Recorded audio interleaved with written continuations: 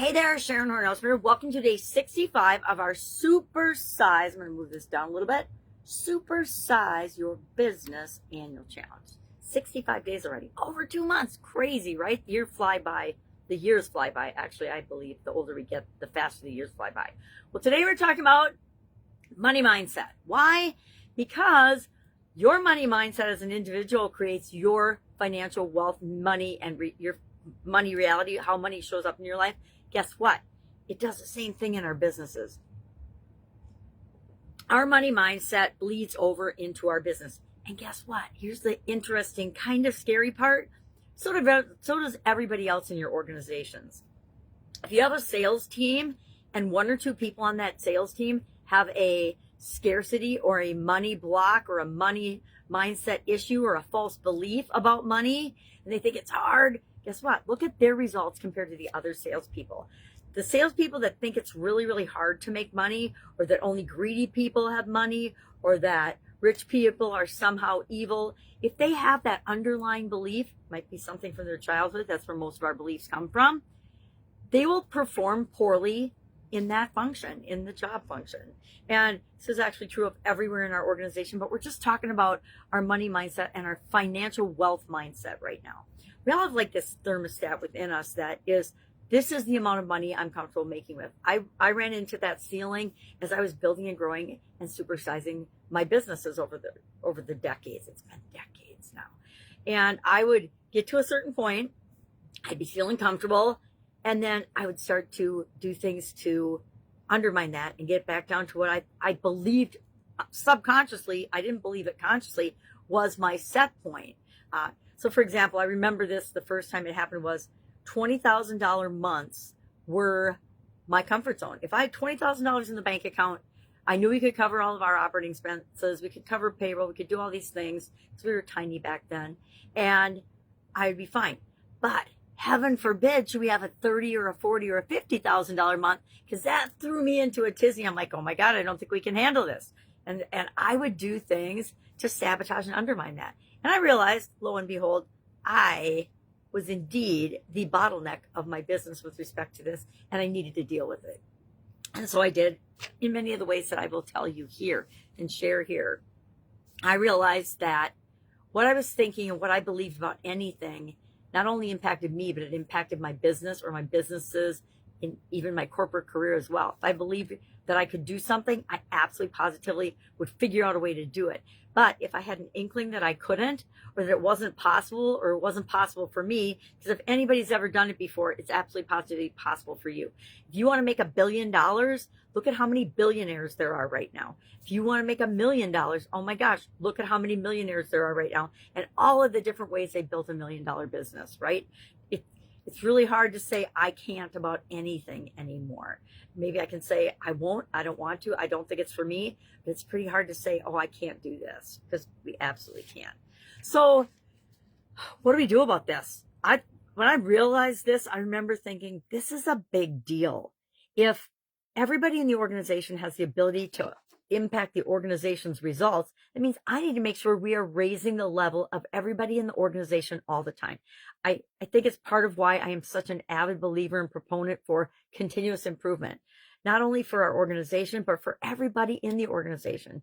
And if that means that they get too big for the job they're doing or too big for our organization and they move on to something better, we all cheer them on and we wish them well. And sometimes we stay in touch even. So what is the best way to deal with and handle when we know these things come up? One of the things I like to do is actually have a leadership meeting on this topic, and we sit and we do this exercise. We write down all the beliefs we can think about. Usually I set a timer and it's like 5 to 10 minutes. All the beliefs we have about money or have heard about money, or we think that we could suspiciously have still from our childhood about money, we write them all down. We don't share them necessarily with other people, but what's fun to do sometimes is we'll actually make a big wall chart and we'll write down the most common beliefs, and everybody that has that will just put a hatch mark by it. And it's amazing to see how many of these beliefs we have in common. You know, rich people are greedy. You have to do evil things to be rich. You have to sell out to whatever in order to supersize and grow your business. It's amazing how often we find that as humans, we have similar beliefs. They might not be exactly the same. We might not use the exact same words, but bottom line is they're very similar. Then we take a few minutes and we figure out and we question those beliefs. And we have actually a group discussion on it because it's so much more powerful to understand that we're not alone in thinking this than just trying to fix it on our own. I'm actually in a community on the school platform, which I love, by the way. If you want to get this information in a written form, as well as the video and a tracking sheet for the annual challenge, just hit me up by putting Supersize in the comments below, and I will send you the link to our school community because it's going to be very powerful. And going forward, it's going to be expensive for people to join the annual challenge. Not super expensive. I don't think it's expensive, but some people think it's expensive. You know, they'll pay $8 for a cup of coffee at Starbucks or Caribou or one of the coffee shops, but don't want to spend anything on their own personal growth and development or education or continuous improvement. Why? Because then we got to realize that we're not perfect. Oh my God, really? So we're going to challenge that. And what we do is we'll go around the room and anybody, whether they have that belief or not, can give evidence to challenge that that's not true. The vast majority of our, what I call limiting or false beliefs, come from our childhood. Now, they came from parents that loved us very much. And in my situation, not everybody had loving parents. So if that's not your situation, I'm sorry for that. And we still have the ability to change and heal all of that right now. And I think that that's what we have to keep in mind. If I had a money belief that came up and I locked it in starting at age 5 or 6, and I'm still replaying that false story today at almost 66, that's now become my problem because I have taken that false belief and I've owned it and I've added to it for decades. Guess what? I am the only one that can say, yeah, that's not true. That's definitely not true for me now. Was it even ever true? Probably not. A lot of them, it's amazing. The beliefs that we have locked in that we just think are our identity, that weren't even ours ever. They never belonged to us. We borrowed them from our relatives, our ancestors, our family, our friend group, our old bosses, our peers, whatever. And then we decided that what they said was true for us when it absolutely positively was not, because they only ever saw a little sliver of us. So we're going to question that. And then as soon as we question it and we've broken down all the power it has over us, we're going to replace it with something that does support what it is that we want. So if I'm working with the sales team and they believe that, a couple of them believe that they have to work, 80 to 100 hours a week in order to be successful. They have to do all these things that don't feel comfortable to them in order to be successful. They have to be ruthless and competitive in order to be successful, in order to make money. Some of those false beliefs need to be dealt with, and we will deal with them, and then we replace them with things that are more empowering. Guess what? If we aren't in the flow, even if we're making a lot of money, it's not going to last because, okay, maybe this is just my belief. Maybe it will last, but I believe that it won't last because it's not sustainable. Doing things that don't match up with what feel good to us are not sustainable. That's why we pick a group of people that we really, really, really want to work with and we love to serve. And then every day is fun because we get to offer them things that we know they can use, that we know that they need, that they know they will love and want, because they're going to give them exactly what they want to get out of those products and services. So what are we going to do today? We are going to implement, no, wrong thing. We are going, I'm having a week. We are going to ask ourselves and identify as a business, our business money story.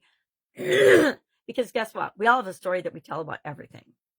So today, do it yourself or sit down with a couple of people and do this together. It's actually really fun with a couple of other people, just a small group of people that you trust and that trust you, and just say, okay, we're going to talk about our business money story. What the heck do we think it is?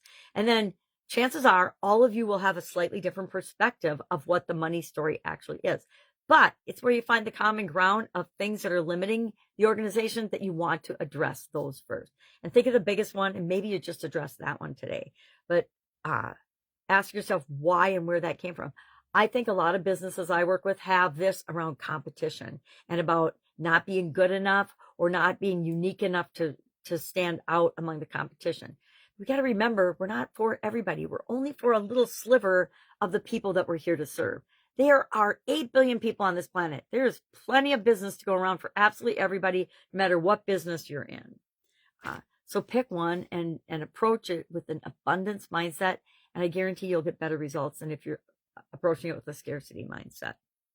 There is plenty of pie to go around for everybody. The pie is infinite. The pie is not limited. So what we're going to do after that, we're going to share in the comments below the one belief the one block or belief or negative thought about money and about wealth and about success. I guess success to me is money and wealth, but whatever that is, the one you identify that's the biggest, what are you going to let go of? And then what are you replacing it with? Because I think that's where we really learn and share with one another. All right. Any questions about this? I had reflective questions, but they're in the school group for the day's challenge. If you want to look at those, I always talk too much on some of these topics, and I know I have to cut something else. I'm not going to ask you a bunch of questions. They're similar every month. What would my life be like if I had an abundance mindset versus a scarcity mindset? Yada, yada, yada. All right. If I can help you in any way, ask. Otherwise, have an awesome day. And I will, of course, be with you tomorrow.